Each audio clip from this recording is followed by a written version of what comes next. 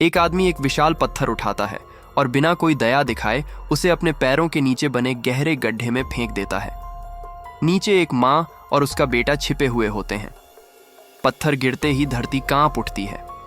माँ घबराकर तुरंत अपने बेटे का मुंह ढक लेती है, लेकिन फिर भी हल्की सी आवाज ऊपर तक पहुंच जाती है। खतरे को भांपकर वह दरिंदा बिना एक पल सोचे उस रस्सी को काट देता है जो गड्ढे से बाहर जाने का एकमात्र सहारा थी। अब माँ और बेटा कई मीटर गहरी मौत की कब्र में फंस चुके होते हैं। गिरते हुए पत्थर से बच्चे का पैर बुरी तरह घायल हो जाता है। माँ अपने डर को दबाती है, जमीन से एक बड़ी चींटी उठाती है और उसे बेटे के जख्म पर रख देती है। जैसे ही चींटी चमड़ी में काटकर अपने जबड़े गढ़ा देती है, माँ उसका शरीर तोड़ देती है। चींटी के जबड़े जख्म को सिल देते हैं। बिना दवा, बिना औजार, एक आदिम लेकिन कारगर इलाज।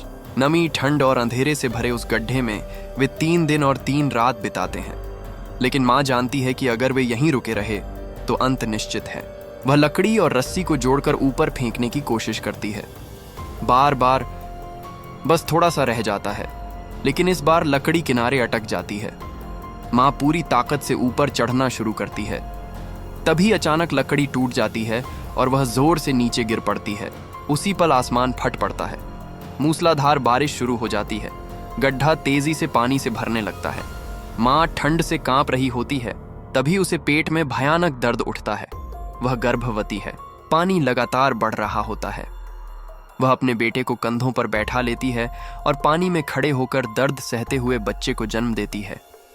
मौत और जिंदगी के बीच खड़ी होकर वह एक और जान को इस दुनिया में ले आती है। लेकिन खतरा अभी टला नहीं होता। उसी समय जंगल के दूसरे हिस्से में बच्चों का पिता अपनी जान बचाकर भाग रहा होता है। आदिवासी योद्धा उसका पीछा कर रहे होते हैं। आगे एक भयानक झरना, पीछे निश्चित मौत। वह बिना सोचे समझे छलांग लगा देता है। सबको लगता है वह मर गया होगा, लेकिन वह जिंदा बच निकलता है। वह जंगल के जहर का इस्तेमाल करता है। जहरीले मेंढक के विष को अपने हथियार पर लगाकर दुश्मनों को एक एक कर गिराता जाता है। फिर अचानक उसका सामना अपने पिता के हत्यारे से होता है। दोनों के बीच भयानक संघर्ष होता है।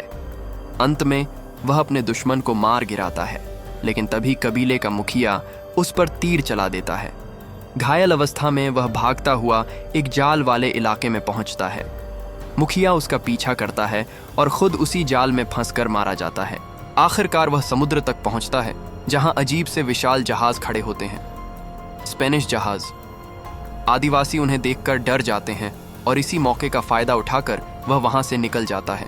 वह वापस लौटता है, उस गड्ढे तक पहुंचता है और अपनी पत्नी और बच्चों को बचा लेता है।